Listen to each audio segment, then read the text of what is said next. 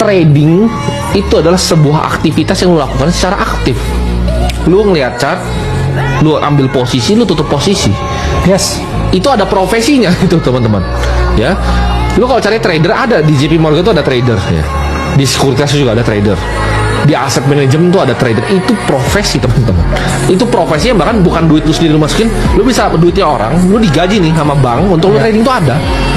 Di Goldman Sachs tuh ada divisi floor tradernya teman-teman. Itu profesi. Gitu loh. Bukan kayak oh itu lu cuma diem nangkring ya, lu kayak tadi bro kakak hajar di situ di price entry ETH tadi 2000 ya udah bye bye. Dapat duit nggak? Dapat. Semua yang di dalam kita dapat duit nggak? Dapat. Ya. Orang kayak lu yang masih bingung, ini apa fokusnya kemana ya? Itu goblok karena lu nggak take action. Orang kaya tuh selalu take actionnya cepat bro. Dia lihat apa? Dia take action. Dia lihat apa? Dia take action.